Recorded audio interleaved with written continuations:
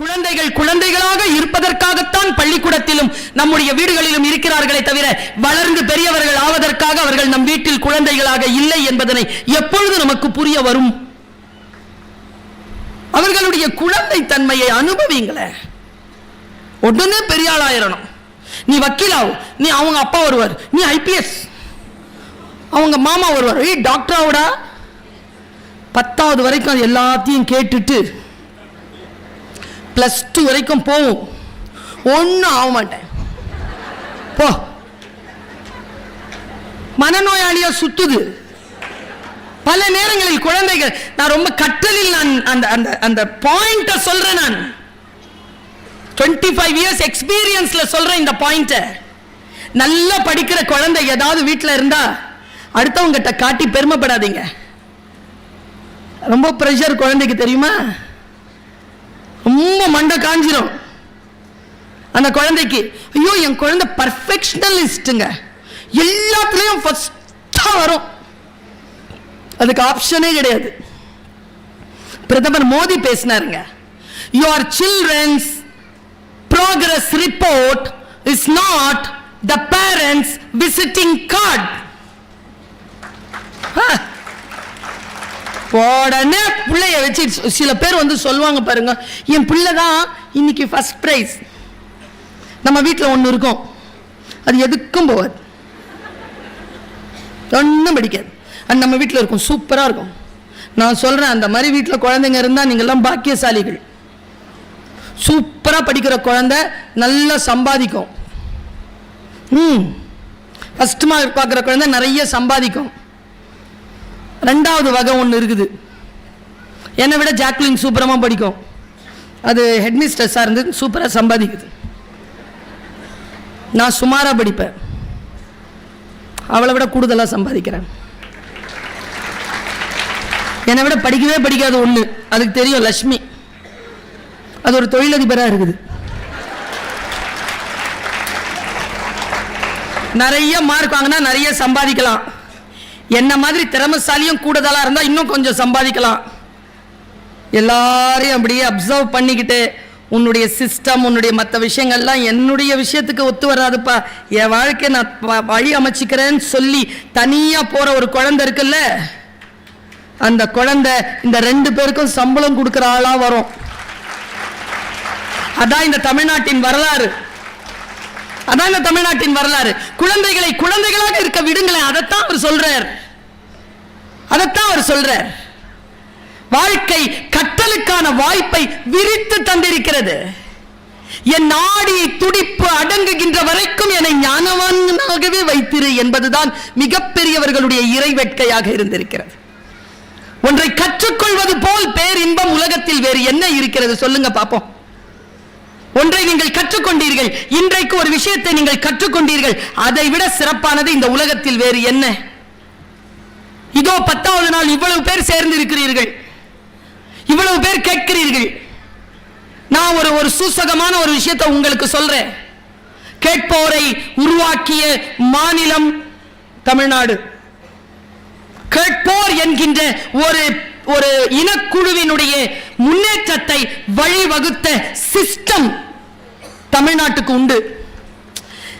என் பேச்சை கேட்கின்றவர்கள் அறிவு கொண்டவர்களாக இருந்துவிடக் கூடாது என்று மற்றவர்கள் முயற்சி செய்ய, யாரெல்லாம் பேச்சாளர்களின் பேச்சை கேட்கிறார்களோ அவர்கள் பேச்சாளர்களை காட்டிலும் புத்திசாலிகளாக இருக்க வேண்டும் என்பதற்காகத்தான் புத்தக திருவிழாவில் சிந்தனையாளர்களை அழைத்து பேச வைக்கிறார்கள். அதுதான் கவிதை பித்தன் சொன்னார், உனக்கு பொன்னாட பொறுத்துறதுக்கு வருவாங்க, அவங்க உன்னை விட படிச்சிருப்பாங்க. உனக்கு ஒரு புத்தகத்தை பரிசு கொடுப்பார், அவர் அதை படித்துவிட்டு தான் உனக்கு தருவார். அதனால் மிக ஜாக்கிரதையாக இரு என்று அவர் சொன்னதற்கு பின்னால் எவ்வளவு அர்த்தம். ஒன்னும் இல்லைங்க, நான் இப்படி யோசிச்சு பார்க்கிறேன். வந்ததும் பொன்னாடையை ஏன் போர்த்துகிறார்கள்? அவர் டிரெஸ் பண்ணிட்டு தானே வந்தார் முத்தசன். அவருக்கே ஒரு துண்டு போட்டாங்க, இவருக்கு ஏமா மரியாதை சொல்லுங்க, மரியாதை நிமித்தம். இளைஞர்களுக்கு சொல்லுங்கள், உடலிலே துணியை போர்த்துவது மரியாதைக்குரிய நிமித்தம். ஏனென்றால் ஆடை போர்த்த கூடாது என்ற ஆடை மறுக்கப்பட்ட சமூகத்தில் இருந்து வந்தவர்கள் நாங்கள். அதனால் ஒருபோதும் ஆடைகளை குறைக்கும் அரசியலை புரிந்து கொண்டு என் உடலை நான் காட்ட மாட்டேன், இது என் சுயமரியாதைக்குரிய விஷயம் என்று பெண்களும் ஆண்களும் சிறந்து நிற்க வேண்டும் என்பதற்கான வெளிப்பாடுதான் மரியாதைக்காக ஒரு துண்டை எடுத்து அப்படி போத்துறது. கலைஞர் ஒரு சூப்பர் விஷயத்தை செஞ்சார். பயனாடைன்னு கொடுக்காம பொன்னாடைன்னு கொடுத்தார். ஏன் தெரியுமா? பயனாடை கொடுத்தா அவங்களுக்கும் போத்துறவங்களுக்கு மட்டும்தான் தெரியுது, தூரமா இருக்கிறவங்களுக்கு தெரியல என்ன பண்றாங்கன்னு. அதனால பளபளப்பா எடுத்து போத்தி விட்டார். நினைப்பார் உடம்ப போத்து. எனக்கும் பல நேரங்கள்ல யோசனை உண்டு, இந்த பொன்னாடை என்ன பண்றது? இப்ப இந்த பிளவுஸ்லாம் அதுல தைச்சதில்லை, பார்க்காதீங்க, இது வேற மெட்டீரியல். நல்ல வேளை ரோவர் சார் வந்து புடவை கொடுத்தார். பயனாடை இல்லாமல் அது பயனாடையே பொன்னாடையாக கொடுத்தார். போட்ட வேஷ்டிகள் எல்லாம் பொன்னாடைகள் இல்ல, பட்டாடைகள், பொன்னால் நெய்யப்பட்ட பட்டாடைகளை கொடுத்தார். சான்றோர்களை இப்படித்தானே கொண்டாடிவிட முடியும் நம்மால். யாரெல்லாம் சொல்லிக் கொடுக்கிறார்களோ, குரு என்கின்ற சொல் சமஸ்கிருத சொல். கு என்றால் இருள், ரு என்றால் விளக்குதல். குரு என்றால் இருளை விளக்குபவன் அர்த்தம். ஆசிரியர், ஆசுனா குற்றம், இரிதல்னா களைதல், குற்றங்களை களைபவர்கள் ஆசிரியர்கள். அவங்களுக்கு அந்த வேலையை செய்ய விடுங்க. உங்க பிள்ளை பொய் சொல்லுது, ஏன் பிள்ளையா? அது பொய் சொல்ல தெரியாது, சூப்பரா சொல்லும். 4 பேரோடு சேர்ந்துதான் என் பிள்ளை பாழா போகுது. நானும் அந்த 4 பேரை 25 வருஷமா தேடி ஒரு முடிவுக்கு வந்தேன். அந்த 4 பேருக்கு லீடரே இதுதான். உங்க எல்லா என் பிள்ளையும் சேர்த்து சொல்றேன், எல்லா பிள்ளைகளுக்கும் 2 பேர் இருக்கு. ஒரு பேர் நம்ம வீட்டில் வச்சா மாணிக்கம், அதுக்கு உள்ள ஒரு பேர் வளர்ந்துட்டு இருக்கு பாட்சா. உள்ள இருக்குது, ரெண்டு வேஷத்துல இருக்குது. டீச்சர்களுக்கு தெரியும் அந்த 2வது வேஷம் என்னன்னு. சொன்னா கத்துக்கோங்க. நம் பிள்ளைகளை சரி செய்வதற்கு நாம் என்ன செய்ய போகிறோம் பாருங்க. சொற்களில் இருக்கக்கூடிய சூட்சுமத்தை புரிந்து கொள்வதற்காக நான் சொல்லுகிறேன். வியந்து சொல்வதற்கான ஒரு விஷயமா நான் இதை பார்க்கிறேன்.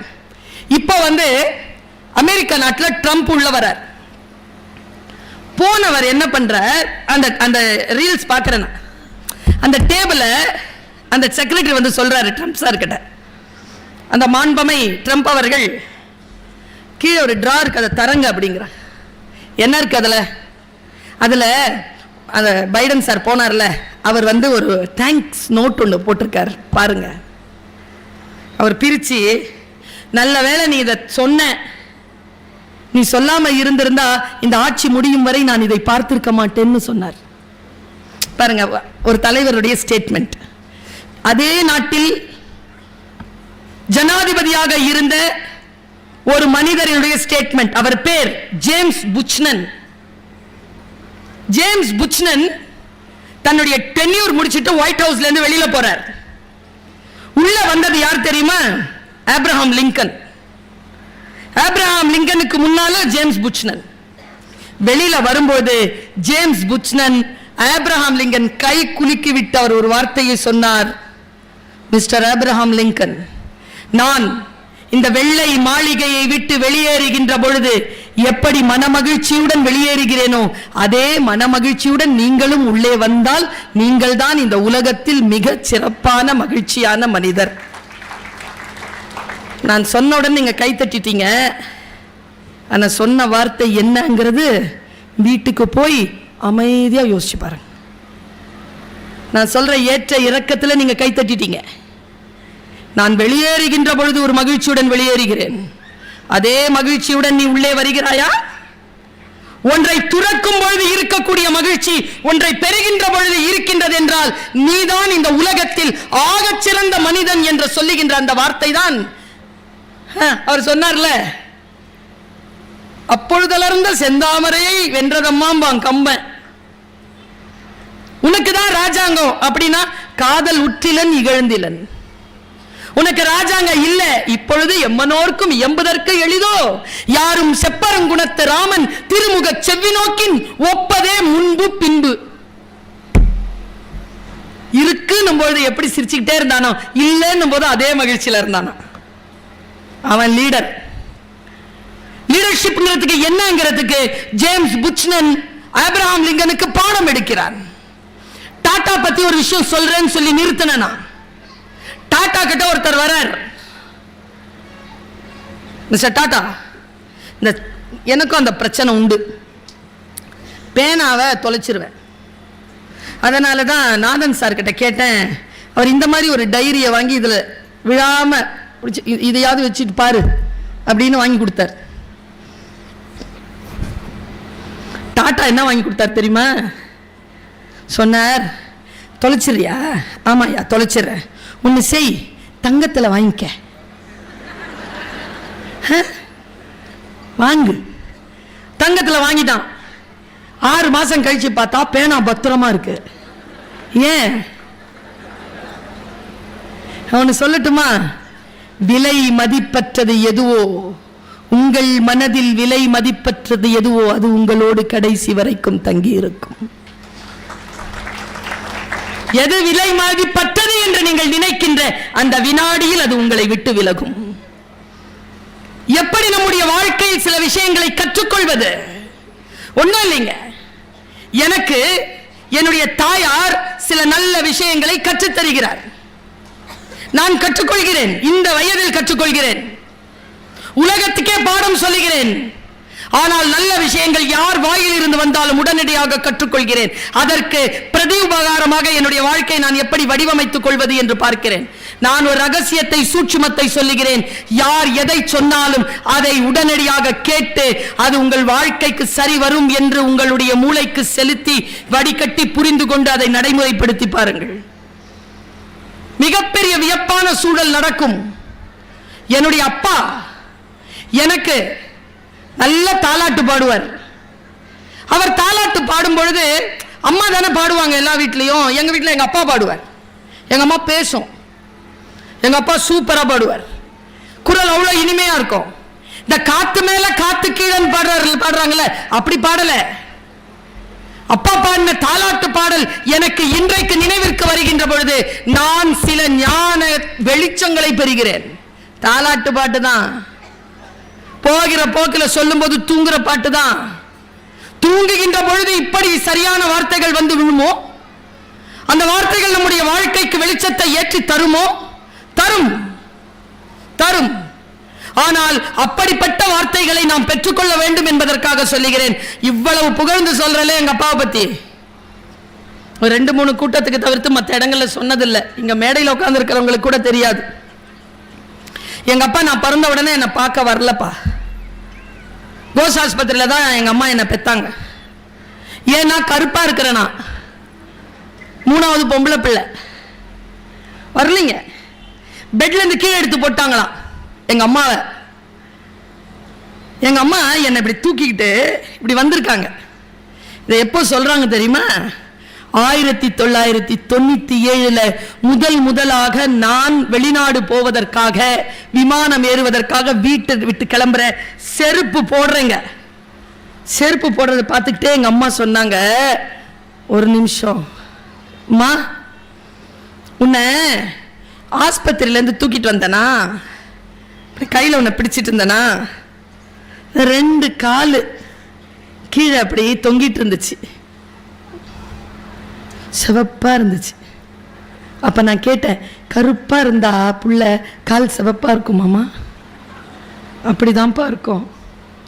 அந்த காலை பார்த்தேன், ரொம்ப நேரம் பார்த்துட்டு இருந்தேன். ரொம்ப அழகு உன் கால். ரொம்ப நேரம் அந்த பாதத்தை பார்த்துட்டே இருக்கிறேன். அந்த பாதத்தில் இப்ப செருப்பு மாட்டிக்கிட்டு நீ ஏர்போர்ட் போற, வெளிநாடு போற. நான் ஒன்று சொல்றேன், அதை செய்வியா? சொல்லுங்கம்மா. நீ போற மலேசியா நாட்டில் கடல் இருக்குதா? தெரியலம்மா. கால் நினைச்சிரு. ஏம்மா, உன் காலை தொட்ட தண்ணி உலகமெல்லாம் சுத்தும். சொல்லுங்க. அந்த அம்மா சொல்லுச்சுல, நான் போய் காலை நினைச்சேன். மலேசியால 31 நாடுகளுக்கு மேல் பயணம் செய்து விட்டேன். ஒரு டிக்கெட்டை கூட சொந்த செலவுல வாங்கினதில்லை. இப்ப வந்துட்டு போற செலவை கூட மாவட்ட ஆட்சியை தான் கொடுக்குறாங்க. சொற்கள் கவனம். அந்த வினாடியில் யாரோ ஏதோ ஒரு வார்த்தையை பேசுவார்கள். இயற்கையின் பேரருளும் இறைவனின் பெருங்கருணையும் இருந்தால் அந்த சொல் உங்களுக்கு புரிந்து போகும். உங்களுக்கு புரிந்து போக வேண்டும் என்பதற்காக நான் சொல்லை தேர்ந்தெடுத்து கொண்டு வர. இப்பங்க விருத்தாச்சலம் பக்கத்துல பொங்கல் விழாவுக்கு போயிருந்தேன். குழந்தைகள் கவனம், இளைஞர்கள் கவனம். நாங்க ஏதோ பேசுறதுக்காக போயிருக்கிறோம். உட்கார்ந்து இருக்கிறேன். ஒரு பையங்க உரி அடிக்கிற ப்ரோக்ராம் இங்க நடக்குமா? உரி அடிப்பியா? நீ அடிப்பியா? அந்த காம்படிஷனுக்கான ரூல் என்ன தெரியுமா? அங்க ஒரு அடிதான் அட்டெம்ப்ட், அவ்வளவுதான். அது தப்பாயிடுச்சுன்னா புடுங்கிடுவாங்க கொம்பை. 100 பேர் பங்கு பெற்றார்கள். 6 முதல் 18 வயது வரை. 6 வயது பையன் ஜெயிச்சிட்டாங்க. 1000 பேர் சுத்தி நிக்கிறாங்க. வந்து அப்படி ஜெயிச்சுட்டு வந்து இப்படி பக்கத்துல உட்கார்ந்தான் பாருங்க. என் பக்கத்துல நான் குழந்தைகள் கிட்ட ரொம்ப நல்லா பேசுவேன். ஒரு விஷயம் சொல்லவா? குழந்தைகளிடத்தில் யார் மிகச் சிறப்பாக பேசுகிறார்களோ அவர்கள் உலகத்தில் யாரிடம் வேண்டுமானாலும் பேசலாம். அவங்க கிட்ட பேசணும், அவங்க பேச்ச கேட்கணும். அந்த பையன் கிட்ட சும்மா கேட்டேன், உன் பேர் என்ன? அப்படி பார்த்தாங்க. அவன் கண் எப்படி தெரியுமா இருந்துச்சு? அப்போ எனக்கு இந்த பிரசிடென்டா இருந்தார்ல ஒபாமா,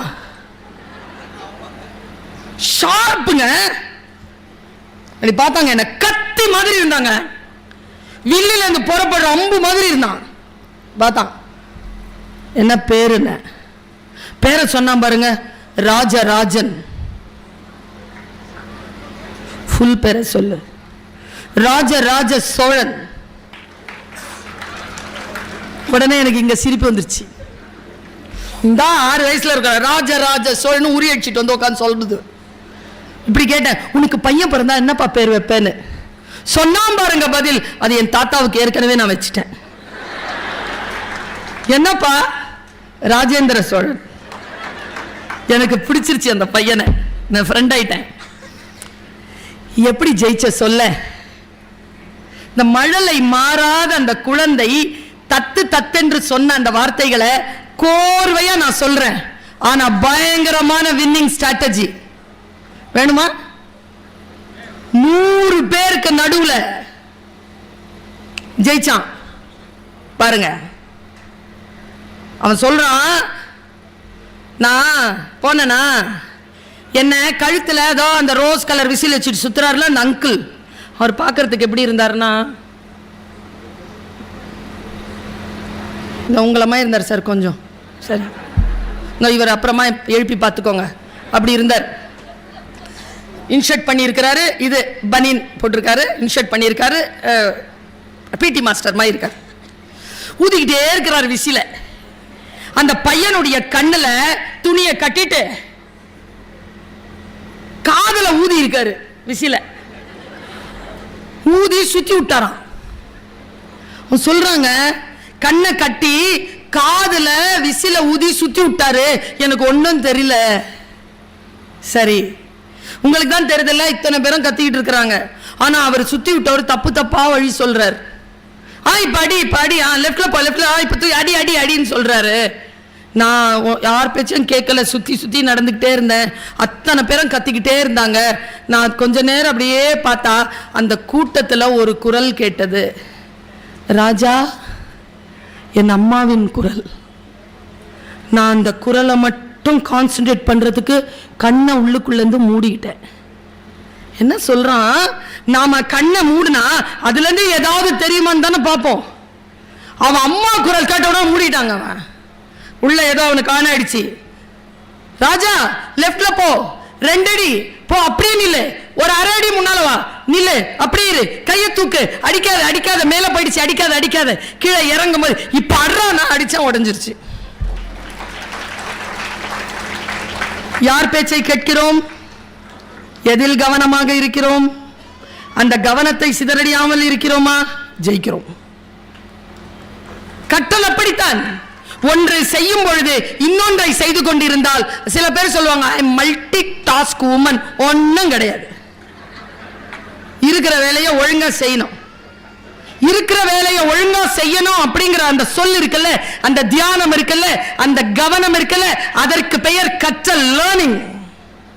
லேர்னிங் நடக்கும் பொழுது எல்லா கதவுகளும் மூடிக்கொண்டு உள் கதவு, இந்த மூன்றாம் கண் என்கிறோமே, அது திறந்து கொள்ளும். அப்பொழுது கற்றது எப்பொழுதும் மறக்காது. உலகத்திலேயே மிகப்பெரிய சாபம் என்ன தெரியுமா? உங்கள் வாழ்க்கையில் உங்களுக்கு தேவைப்படுகின்ற பொழுது நீங்கள் கற்றது மறந்து போகும் என்பதுதான். கற்றது ஒருபோதும் மறக்க கூடாது என்றால் கவனத்துடன் அந்த கற்றலை மேற்கொள்ளுங்கள். யார் ஒருவர் கவனத்தோடு அந்த கற்றலை மேற்கொள்கிறோமோ அவர்கள் வாழ்நாட்களில் எப்பொழுதும் தான் கற்ற வித்தையை மறப்பதே இல்லை. நான் ஒரு கவிதையை ரசிக்கிறேன்னா உள்ளும் புறமுமாக உயிர் தன்மையுடன் அந்த கவிதையை ரசிப்பேன், மறக்கவே மாட்டேனே. நீங்க ஒண்ணும் இல்லை, இந்த மேடையில 2 பேர் இருக்காங்க, நாம் எல்லோரும் ஒரு மதத்தை சார்ந்தவர்களாக இருக்கிறோம், அப்படித்தானே? என்ன கேட்டா இந்த 2 பேர் உட்கார்ந்து இருக்காங்கல்ல, ஒருத்தருடைய மதம் சட்டம், நான் அறிந்தவரை. இன்னொருத்தருடைய மதம் திராவிடம். இதுதான் இவர்கள் 2 பேருடைய மதம். எதை அவர்கள் ஆழமாக நம்புகிறார்களோ அப்படி அவர்கள் முழுமையாக வெளிப்படுவார்கள். நான் இப்படித்தான் மனிதர்களை பார்த்து வாசிக்கிறேன். எப்படி ஒரு விஷயத்தில் நின்று ஜெயிப்பது, எப்படி ஒன்றுக்காக நாம் பலியாகாமல் இருப்பது, எப்பொழுது புரியும் நமக்கு? 40 வயதில், 50 வயதில், 60 வயதில் கூட புதிய விஷயங்கள் வந்து சேர்கின்றன. ஒருத்தர் 60 வயசுலையா தப்பான ஒரு வேலையை செஞ்சார். நான் கேட்டேன், 60 வயசுல இப்படி செய்றீங்களேயா? அதுக்கு ஒரு தந்த பதில் என்ன தெரியுமா? 60 வயதில் எப்படி இருப்பது என்று எனக்கு தெரியவில்லை. ஏனென்றால் இதற்கு முன் நான் 60 வயதில் இருந்ததில்லை. It is new. அவருக்கு அது புதுசு தானே. அப்படி என்றால் புதிதாகத்தான் நாம் இருக்கிறோம். இன்றைக்கு நமக்கு புதிதான சில விஷயங்கள் வந்து சேர்கிறது. ரொம்ப நுட்பமான புதிதான ஒரு விஷயத்தை சொல்றேன். ஒரு 3 மாதமாக நான் சந்திக்கின்ற மனிதர்களுடைய மனங்களில் எல்லாம் இதை நான் இன்ஜெக்ட் பண்றேன். யூடியூப்ல வருதா பார்க்கறவங்க பார்த்துக்கோங்க. யூடியூப்ல கேட்கறதுக்கு வாய்ப்பு இல்லையா? நான் மேடைகளில் நின்று பேசுகிறேனா? சொல்றேன், கேட்டுக்கோங்க. ஏனென்றால் வாய்ப்புகள், வார்த்தைகளை கேட்கக்கூடிய வாய்ப்புகள் பல நேரங்களில் பலருக்கு கிடைப்பதே இல்லை.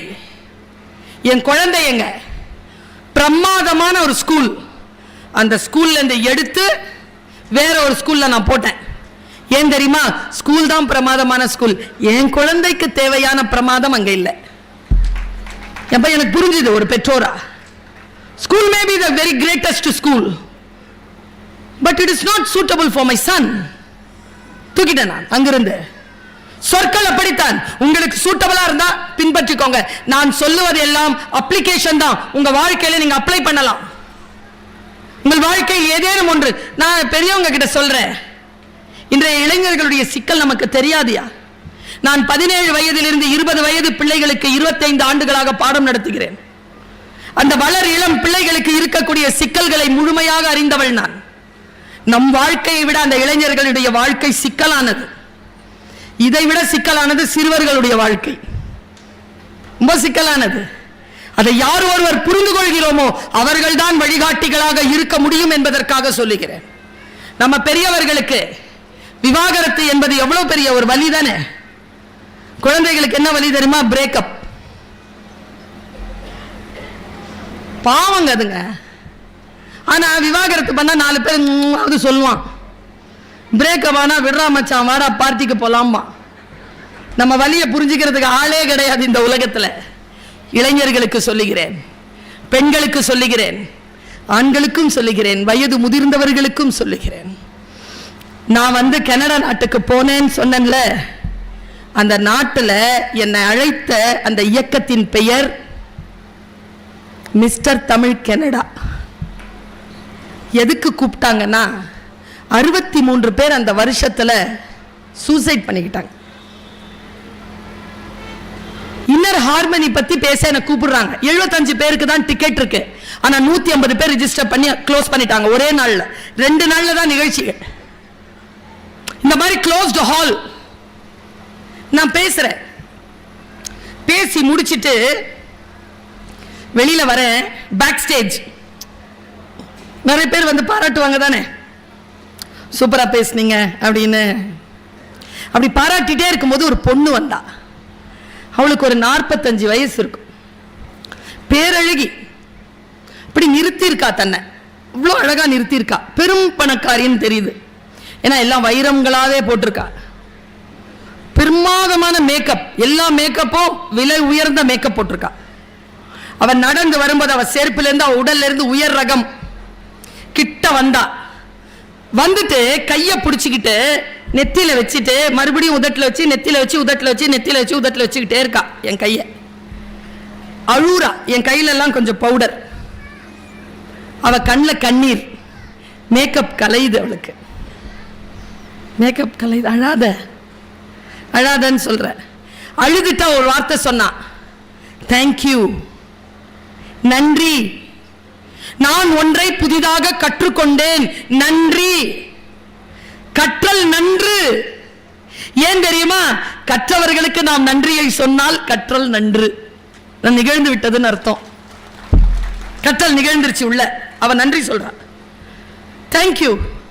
8 வருஷமா உள்ள போராட்டத்தோடு இருந்த, சிறைப்பட்டு இருந்த, விடுதலை பண்ணிட்டீங்க. என் ஓடு உடைந்தது, தேங்க்யூ சொல்லிட்டு அப்படி போனா. அவளையே பார்த்துட்டு இருந்தேன்னா உள்ள போயிட்டா. திடீர்னு என் மனசுக்குள்ள ஒரு ஒரு சுத்தியல் அடி. ஏய் சுல்தானா, என்ன அப்படி உட்கார்ந்துருக்க? ஓடு, பின்னால ஓடு போ. துரத்துது உள்ள ஒண்ணு. நேரம் ஓடி போய் பார்த்தா அவ BMW ஏதோ அப்படி கார அப்படி ஆன் பண்ற, திறக்கிறா, கதவை திறக்கிறா. நம்ம அவ ஓடி வந்தா, என்ன மேடம், 45 நிமிஷம் பேசியிருக்கேன், 18 பாயிண்ட் பேசினேன், எந்த பாயிண்ட்ல உனக்கு ஓடு உடைஞ்சது? நான் 18 பாயிண்ட்டுமா உடையும்? ஏதாவது ஒண்ணு தானே இல்ல? 1 மணி நேரம் பேசியிருப்போம். ஒரு பொண்ணை நான் பார்த்துட்டு இருக்கிறேன், இந்த அவையில தான் இருக்கிறா. என் கண் அவளை நான் பேசி ஒரு பாயிண்ட நிறுத்தின பாருங்க, அதுல இருந்து இப்படிதான் இருக்கா, யோசிச்சுக்கிட்டே இருக்கா. ஏதோ ஒன்று அவளை பாதிச்சிருச்சு. அவள் உள்ள டிராவல் பண்ணிக்கிட்டே இருக்கா. அவளுக்குள்ள ஏதோ ஒரு கற்றல் நிகழ்ந்திருக்கு. போதும், அது போதும். 600 பக்கம் புக்கு படிக்கிறோம். 532வது பக்கத்துல 3வது பேரால 2வது வரி நம்மளுடையதா இருக்கும். அதுக்கு தான் அந்த 600 பக்கத்தையும் படிக்கிறது. 1 மணி நேரம் பேச்சுல ஒரு பாயிண்ட் தான் நிகழ்ந்துருச்சுன்னா, என் வருகை வெற்றி, உங்கள் வருகை வெற்றி. எதுவும் கிடைக்காம கம்முன்னு போனீங்கன்னு வச்சுக்கோங்க, முடிஞ்சது. ஏதேனும் ஒன்று கற்றல் நிகழணும் இல்லையா? பாருங்க, வா, எது உன்னை பாதித்தது சொல்லு. என் மக்களுக்கு அதை இன்னும் கொஞ்சம் நல்லா சொல்வேன்ல, சொல்லு. அவ சொன்னா இந்த பாயிண்ட் தான், தேங்க்யூன்னு சொல்லிட்டு மறுபடியும் சொல்லிட்டு போயிட்டா. அந்த பாயிண்ட் வேணுமா? 8 வருஷமா அவளை வச்சு செஞ்ச உள்ள ஏதோ ஒரு விஷயத்த அவ விடுதலை ஆயிட்டா. அதுல இருந்து நான் சொல்றேன் பாருங்க, இந்த அவையில இருக்கக்கூடிய பலர் விடுதலை பெறுவீர்கள். ஏதோ ஒரு இந்த கூட்டம் மாதிரி இல்ல, கிடையாது, அது கிடையாது, அது கிடையாது. பாருங்களேன், பகுத்தறிவு கூட்டம், மதம் சார்ந்த கருத்து இல்லை. பாருங்க, ஒருத்தன் ஒரு காட்டுக்குள்ள நுழையிறான். நாம தான் புதுசு, காடு புதுசு, நமக்கு தெரியாது காடு. இருட்டு வெளிச்சம் மாறி மாறி வருது. எப்படியோ பாதையை கண்டுபிடிச்சு போய்கிட்டே இருக்கிறோமா, திடீர்னு ஒரு பெரிய பாம்பு புத்து பார்த்த உடனே நின்னுட்டான். அவன் உள்ள இருந்து ஒரு பாம்பு அப்படி வந்து கருணாக உன்னை பார்த்துருச்சு. இவன் பாம்பை பார்க்க, பாம்பை இவனை பார்த்துருச்சு. சத்தம் போடாம போயிட்டான் கடந்து. பாம்பு சத்தத்தை கேட்டு, அதுக்கு அரவம்னு பேரு, சத்தத்தை கேட்டு அது பின்னாலேயே வருது, கூடவே வருது. இவன் ஒன்றும் சொல்லலை. காடு பாம்புக்கும் சொந்தம், எனக்கும் சொந்தம், நடந்துட்டு வருதுன்னு போய்கிட்டே இருக்கிறான் இவன். அது கூடவே வந்துச்சா, நீங்க எதிர்பாராத நேரத்தில் அதனுடைய உடனிருப்பு ஒன்று உங்களை பயமுறுத்தலையா? அது உங்க கால் குதிகால கொத்திருச்சு. இப்ப நான் பாம்புன்னு சொன்னது பாம்பு இல்லை, கூட வேலை செய்கிறவங்க, குடும்ப உறுப்பினர்கள், நண்பர்கள், பார்ட்னர்கள், யாரை வேணாலும் வச்சுக்கோங்க, குழு உறுப்பினர்கள், மேடையில் இருக்கக்கூடியவர்கள், யார் வேணா வச்சுக்கோங்க. கொத்திருச்சு, பாம்பு கடிபட்டுடுச்சு. இப்போ நீங்கள் எல்லாரும் இருக்கிறீங்க, யாராவது கையை தூக்க முடியுமோ? இதுவரைக்கும் எனக்கு யாரும் துரோகம் செய்ததே கிடையாது அப்படின்னு ஒரு ஆள் கை தூக்க முடியாது. அவர் மண்டையை தான் சொறிகிறார், கை தூக்கலை. யாராலையும் சொல்ல முடியாதுங்க, எல்லாருக்கும் அடிபட்டிருக்கோம். சரியா? இப்ப நாம தான், நமக்கு ரெண்டு வாய்ப்பு. ஒண்ணு, நேரா அந்த பாம்பை தேடி போலாம். பாம்பே பாம்பே, நான் உன் வழிக்கு வந்தேனா? நீதானே என் வழியில் வந்தாய். நான் உனக்கு என்ன துரோகம் செய்தேன்? நீ என்னை ஏன் கொத்தினாய்? பதில் சொல் என்று நீதி கேட்கலாம்.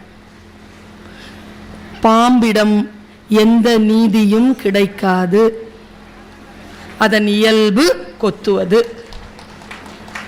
சரியா? அத நான் நீயா படமா ஊதுன உடனே திரும்பி வந்து கொத்தன இடத்துல இருந்து விஷத்தை உருவுறதுக்கு இன்னொரு ஆப்ஷன் இருக்கு.